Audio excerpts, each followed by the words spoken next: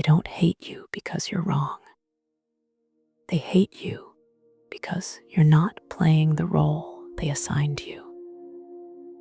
And the moment you stopped shrinking to fit their comfort, something in them snapped.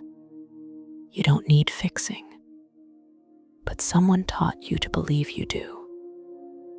Because every time they roll their eyes at you, every time the room goes quiet when you speak, every time you feel that invisible wall go up, you assume, it must be me. And that's exactly where this story begins. Think about it. You didn't attack them. You didn't insult them. You didn't change overnight. You just stopped apologizing for existing. And suddenly, you're too quiet or too intense, hard to read, arrogant for having boundaries, cold for not over-explaining yourself. It's like upgrading your phone and finding out half the apps hate the new version. Same phone, same core, different reaction. And you're standing there thinking, wait, what did I do? Picture this. You're in a group, everyone's laughing. You say something honest, not rude, just real. The laughter pauses for half a second, not long, but long enough. That half second is doing a lot of psychological work. Because in that moment, you disrupted the unspoken contract. We're here to stay comfortable, not conscious. And people don't hate disruption. They hate what it reveals. Here's the part no one tells you. Your brain is wired to scan for social rejection like it's a fire alarm. That's survival. That's ancient. So when someone treats you differently, your mind goes, what's wrong with me? But that question is already biased. It assumes the problem must live inside you, instead of asking the more accurate question. What did my presence activate in them? Here's an uncomfortable psychological truth. People are rarely reacting to you. They're reacting to who they are around you, what they can't control about you, what they see in you that they abandoned in themselves. You're not a trigger because you're aggressive. You're a trigger because you're unavailable to manipulation.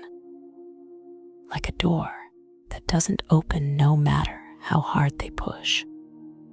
So they call the door broken.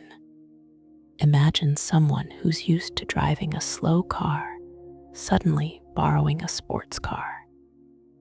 Same road, same rules, but now the speed scares them. So instead of admitting, wow, this car is powerful, they say, this thing is dangerous. That's you, your clarity, your silence, your self-respect. It moves faster than their coping mechanisms. You blame yourself because it gives you control. If it's your fault, you can fix it. Shrink, adjust, perform. But if the truth is that your growth made them uncomfortable, then there's nothing to fix. And that terrifies the part of you that was trained to earn safety through approval. Here's the shift. Not everyone who dislikes you is responding to your behavior. Some are responding to your boundaries, your emotional independence, your refusal to over-explain, your calm when they expected compliance. You didn't become too much. You became less manageable. And that's not a personality flaw. That's a psychological upgrade. You stop texting first. Nothing dramatic. No announcement. Suddenly, you've changed. No, you stopped compensating. And now the relationship has to stand on its own legs.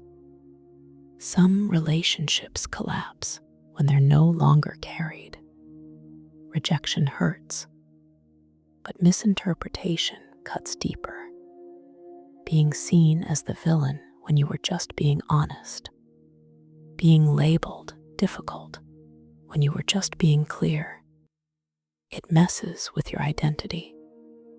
You start editing yourself mid-sentence, smiling when you don't feel it, explaining things no one asked you to justify. That's not humility. That's self-erasure.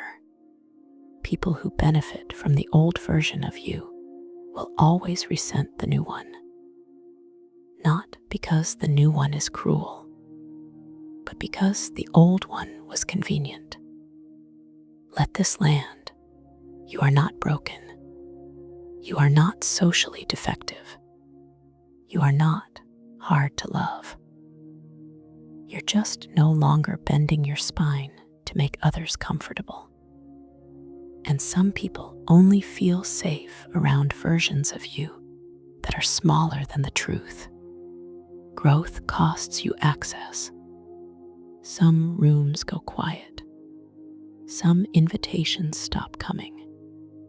Some dynamics die without closure. Not because you failed, but because you stopped performing emotional labor for free. Loneliness can show up here, but it's not empty loneliness. It's clean. So stop asking, why do they hate me? Ask this instead. Who did I stop being for them? And then ask the question that actually matters. Do I want to go back? Sit with that. You don't need to be liked by people who can only love a diluted version of you.